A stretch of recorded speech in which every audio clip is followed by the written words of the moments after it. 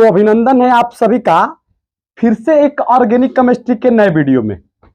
भैया आज का जो हम लोग आज से जो स्टार्ट करने वाले हैं, आज से भैया हम लोग ऑर्गेनिक कंपाउंड के नाम कैसे लिखा जाता है, ये methanoic acid, propanoic acid, methane, ethane, ब्यूट 11, ब्यूट 1 इन, ब्यूट 2 इन, ये सब ऑर्गेनिक कंपाउंड का जैसे कोई हम ऑर्गेनिक कंपाउंड यहां पर लिख दे CH3 COOH, इसका नाम क्या होगा।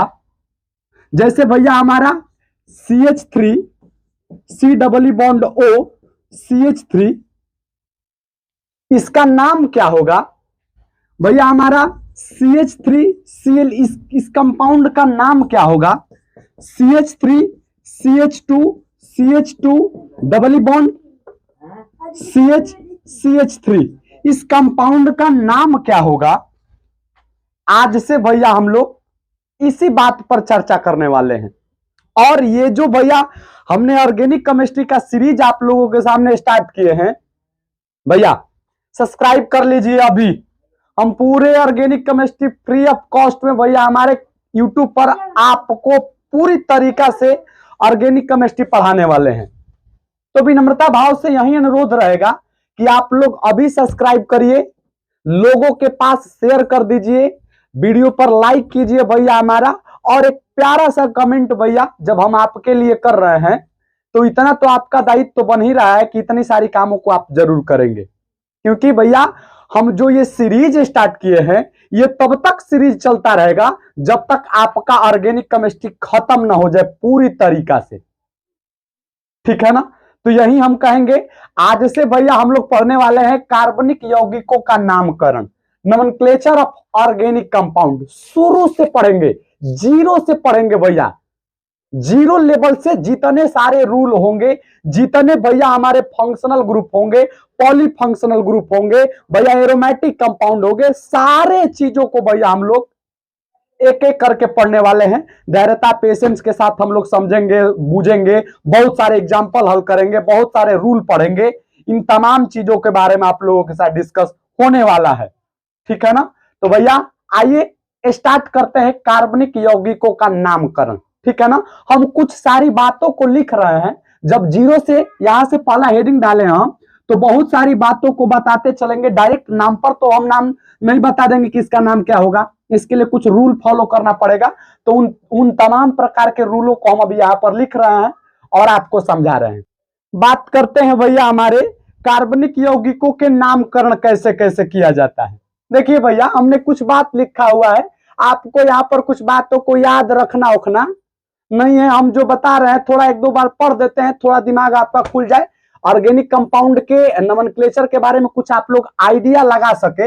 इसके लिए हम भैया थोड़ा ये 2-4-5 लाइन लिखे हैं, इसका कोई मतलब और इसका कोई अर्थ नहीं है, इसे याद नहीं रखना है। इसे भैया जब आप लिखिएगा तो सुंदर नोट्स बनाने के लिए इस बात को भी चिपका दीजिएगा।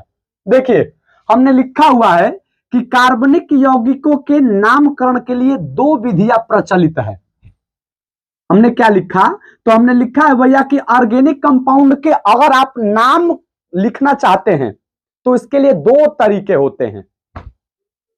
हमने फिर से एक बार इस लाइन को बोल रहे हैं कि अगर आप लोग ऑर्गेनिक कंपाउंड के नाम को लिखना चाहते हैं, नाम भैया क्या होगा, किसी ऑर्गेनिक कंपाउंड का नाम क्या होगा, इस ऑर्गेनिक कंपाउंड का नाम क्या होगा, इस ऑर्गेनिक कंपाउंड का नाम क्या होगा, इसका क्या होगा, इसका क्या होगा भैया हमारे।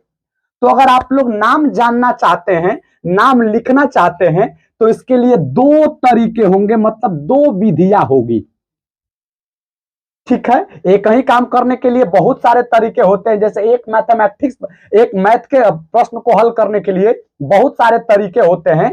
ठीक इसी प्रकार से भैया हमारे एक ऑर्गेनिक कंपाउंड के नाम को लिखने के लिए 2 तरीके होंगे। पहला होगा भैया हमारा सामान्य नामकरण पद्धति, और दूसरा होगा भैया आधुनिक नामकरण पद्धति। इसे भैया हम लोग इंग्लिश में कॉमन नेम बोल देते हैं, कॉमन नोमेनक्लेचर, और इसे भैया हमारा हम लोग मॉडर्न नोमेनक्लेचर बोल देते हैं, या इसी को भैया हम लोग आईयूपीएसी पद्धति बोलते हैं। थोड़ा 1 मिनट रुकिएगा, आईयूपीएसी पद्धति बाद में चर्चा करेंगे हम लोग। अब देखिए पहले इस तरीके के द्वारा, यानी कि सामान्य नामकरण पद्धति के द्वारा ऑर्गेनिक कंपाउंड का नामकरण किस आधार पर किया जाता है, तो हमने इस बात को लिखा हुआ है। सामान्य नामकरण पद्धति के द्वारा, इस विधि के द्वारा यौगिकों का नामकरण यौगिकों के स्रोत, यौगिकों के विशिष्ट गुण या किसी दूसरे यौगिक के प्रत्यक्ष या अप्रत्यक्ष संबंध के आधार पर यौगिकों का नामकरण किया जाता। मतलब भैया हमारे सामान्य नामकरण पद्धति के द्वारा हमारा कैसे नाम लिखा जाता है, चाहे कैसे नाम किसी कंपाउंड का रखा जाता है, तो भैया कंपाउंड कहां से निकाला गया, कंपाउंड किस स्थान से कहां से प्राप्त किया गया है, जैविक स्रोत था भैया हमारा कि अजैविक स्रोत था, कहां से आया वो कंपाउंड, उसके आधार पर भैया हमारे कंपाउंड का नामकरण रखा जाता था। नामकरण रखा जाता है इस पद्धति के द्वारा। एग्जांपल के तौर पर जैसे भैया देखिए ये जो CH4 है, ये जो कंपाउंड आप देख रहे हैं CH4, इसका नाम है भैया मार्स गैस। इसका नाम क्या है भैया हमारा, मार्स गैस नाम है। ये मार्स गैस नाम कैसे रखा गया भैया हमारा, तो इस CH4 को भैया हमारे ये जो CH4 है दलदली स्थानों से प्राप्त होते हैं। जहां पर दलदली स्थान होते हैं वहीं से CH4 को प्राप्त किया जाता है, और दलदली स्थान को इंग्लिश में मार्सी प्लेसेज कहते हैं, मार्सी प्लेसेज कहते हैं। और इसी मार्सी प्लेसेज के आधार पर इस कंपाउंड का नाम मार्स गैस रखा गया। कोई दिक्कत, कोई परेशानी, मतलब कंपाउंड कहां से निकाला जा रहा है, कंपाउंड का सोर्स क्या है, कंपाउंड कहां से प्राप्त किया जाता है, इसके आधार पर सामान्य नामकरण पद्धति के द्वारा भैया हमारा किसी भी ऑर्गेनिक कंपाउंड का नोमेनक्लेचर किया जाता। दूसरा, यौगिकों के विशिष्ट प्रॉपर्टीज के आधार पर भैया, या तो भैया यौगिक के स्रोत के आधार पर लोग नाम रख देते हैं, या कंपाउंड का जो विशिष्ट प्रॉपर्टीज है, विशिष्ट समझते हैं क्या, स्पेशली प्रॉपर्टीज के आधार पर, उस कंपाउंड के पास स्पेशल प्रॉपर्टीज क्या है उसके आधार पर कंपाउंड का नामकरण सामान्य नामकरण पद्धति के द्वारा किया जाता है। या तीसरा हमने बात लिखा है कि किसी दूसरे यौगिकों के प्रत्यक्ष या अप्रत्यक्ष संबंध के आधार पर रखा जाता, यानी कि भैया किसी कंपाउंड का संबंध किसी दूसरे कंपाउंड के साथ कैसा है, इस बिहेवियर पर, इस भैया हमारे इस तरीके से कि मतलब वो कंपाउंड दूसरे कंपाउंड के साथ कैसा नेचर शो कर रहा है, उसके साथ कैसा नेचर है, उसके साथ कैसा नेचर है, इसके आधार पर भी सामान्य नामकरण पद्धति में भैया हमारा ऑर्गेनिक कंपाउंड का नामकरण किया जाता। लेकिन जरा समझिएगा, यह एक प्राचीनतम पद्धति है। इस पद्धति के द्वारा सभी कार्बनिक यौगिकों का नामकरण करना संभव नहीं। हाँ भैया, इसका इस तरीके के द्वारा, इस तरीके से भैया आप लोगों को पता होना चाहिए कि 60 लाख से अधिक कंपाउंड है ऑर्गेनिक केमिस्ट्री में। अब भैया 60 लाख ऑर्गेनिक कंपाउंड का भैया सोर्स पहले याद करिए, तब ना नाम याद करेंगे। उसके बाद भैया हमारा प्रॉपर्टीज याद करिए 60 लाख कंपाउंड का, तब ना नाम रखेंगे। 60 लाख कंपाउंड का भैया दूसरे भैया कंपाउंड के साथ जोड़कर देखिए कि कैसा संबंध है, तब ना आप नाम रखेंगे। इसलिए यह भैया हमारा यह जो नामकरण करने का तरीका था, ये जो कॉमन नेम था, लोग वैज्ञानिक लोगों ने इसे सरासर काट दिया, क्योंकि कुछ ऐसे भी कंपाउंड थे, कुछ ऐसे भी ऑर्गेनिक कंपाउंड होते हैं जिन्हें भैया प्राप्त नहीं किया जाता है, किसी स्रोत से नहीं निकाला जाता है, बल्कि भैया हमारे वो लैब में, प्रयोगशाला में उन्हें तैयार किया जाता है। ठीक है ना, तो इसीलिए भैया हमारा ये जो नामकरण करने का तरीका था ये सरासर गलत था।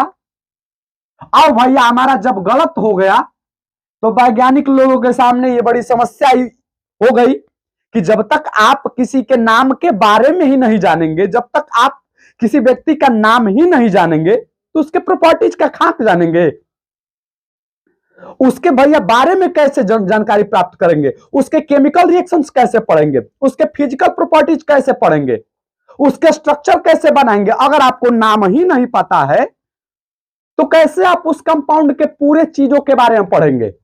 तो वैज्ञानिक लोगों ने कहा कि नहीं यार, इसका भी तरीका कुछ ढूंढा जाए, और बहुत सारे वैज्ञानिक लोगों ने तरीका ढूंढा और भैया हमारा आधुनिक नामकरण करने का तरीका लोगों के सामने। जी हाँ भैया, पुरनका विसर्जन कर दिए और नयका भैया मार्केट में। कोई दिक्कत, कोई परेशानी? तो आधुनिक नामकरण पद्धति भैया मार्केट में आया और इसी आधुनिक नामकरण पद्धति के द्वारा भैया आप कितना भी छोटा से छोटा ऑर्गेनिक कंपाउंड हो या कितना भी बड़ा से बड़ा ऑर्गेनिक कंपाउंड क्यों ना हो, आप आसानी से भैया हमारा नामकरण कर सकते हैं इस विधि के द्वारा। हम लोग इसी विधि के बारे में अब चर्चा करने वाले। कोई दिक्कत, कोई परेशानी? तो पहले पढ़ लीजिए कि CH4 भैया हमारे, CH4 का नामकरण मार्स गैस किस लिए रखा जाता है? क्योंकि यह दलदली स्थानों से प्राप्त किया गया। दलदली स्थानों को इंग्लिश में मार्सी प्लेसेज कहते हैं, इसलिए इसका नाम मार्स गैस। दूसरा भैया ये जो कंपाउंड आप देख रहे हैं HCOOH, इसका नाम होता है भैया फॉर्मिक एसिड। इसका नाम क्या होता है भैया? तो फॉर्मिक एसिड नाम होता है। ये फॉर्मिक एसिड भैया लाल चींटियों से प्राप्त किया जाता है। लाल चींटी आप लोग देखे हैं क्या? छोटी छोटी वो जो चींटी होती है उन्हीं से प्राप्त किया जाता है। और भैया उस चींटी को फॉर्मिका के नाम से जानते हैं, फॉर्मिका के नाम से जानते हैं। इसी फॉर्मिका के आधार पर इस HCOOH का नाम फॉर्मिक एसिड रखा जाता है।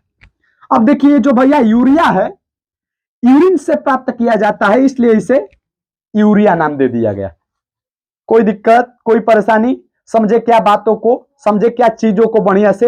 अब बात करते हैं भैया हमारा आधुनिक नामकरण पद्धति पर।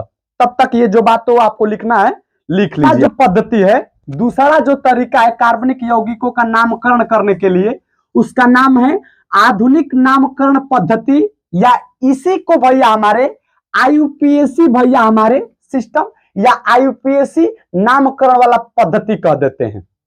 कोई दिक्कत? अब ये क्या होता है, थोड़ी सी बातों को समझिएगा। ये कहता है कि किस प्रकार से इस तरीके से, मतलब IUPAC नाम के द्वारा किसी कार्बनिक यौगिकों का नामकरण कैसे किया जाता है। तो देखिए हमने लिखा हुआ है बात को कि कार्बनिक यौगिकों के नामकरण के लिए सुपरिभाषित नियमों का श्रृंखला प्रदान करता है। इससे सभी कार्बनिक यौगिकों का नामकरण आसानी से किया जा सकता है। यह एक वैज्ञानिक पद्धति होता है। इस पद्धति के द्वारा यौगिकों का नामकरण संरचना के आधार पर किया जाता है। गौर से सुनिएगा, ये भैया जो तरीका है, ये जो IUPAC पद्धति है कार्बनिक यौगिकों का नामकरण करने के लिए, इसके आधार पर भैया हमारा ये कैसे नामकरण करता है। तो इसके भैया किसी कार्बनिक कंपाउंड का अगर नाम लिखना चाहते, जैसे भैया इसका नामकरण करना चाहते हैं, जैसे भैया इसका नामकरण लिखना चाहते हैं, जैसे भैया हमारा इस कंपाउंड का नामकरण क्या होगा, इस कंपाउंड का नोमेनक्लेचर क्या होगा। तो इस कंपाउंड के लिए भैया नामकरण करने के लिए ये बहुत सारे रूल देता है। रूल का एक श्रृंखला प्रदान करेगा कि आप ये स्टेप फॉलो करिए और अंततः आप इस कंपाउंड का नाम लिख सकते हैं। अगर आप इस कंपाउंड का नाम लिखना चाहते हैं तो बहुत सारे आपको रूल देगा, रूल बताया जाएगा IUPAC पद्धति में कि किस तरीका से आप लोग कैसे कैसे किसी ऑर्गेनिक कंपाउंड का नामकरण कर सकते हैं, ये रूल बताएगा। और रूल के आधार पर, नियम के आधार पर किसी भी ऑर्गेनिक कंपाउंड का नामकरण आप लोग आसानी से इस विधि के द्वारा कर सकते हैं। समझ गए क्या बातों को आप लोग? ठीक है ना। और भैया हमारा ये जो तरीका होता है, यह जो तरीका भैया हमारा, यह एक वैज्ञानिक तरीका होता है। मतलब इसे वैज्ञानिकों ने दिया है भैया हमारा, उसे भैया हमारा यौगिकों के स्रोत के आधार पर, विशिष्ट गुण के आधार पर, कंपाउंड किसी दूसरे कंपाउंड के साथ बिहेवियर कैसा करता है, उसके आधार पर भैया सामान्य नामकरण पद्धति में किसी ऑर्गेनिक कंपाउंड का नोमेनक्लेचर किया जाता है।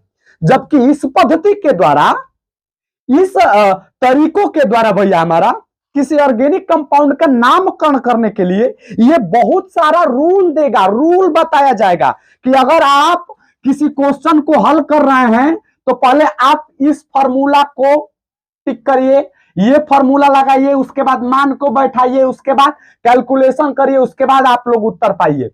इसी प्रकार से भैया इसका अगर नामकरण करना चाहते हैं तो भैया ये भी 2 4 5 लाइनों का रूल बताएगा और उसी रूल के भैया बिहेवियर पर, उसी रूल के आधार पर, उसी रूल को भैया अपना मानते हुए इस कंपाउंड का नोमेनक्लेचर करते हैं हम लोग। समझे क्या?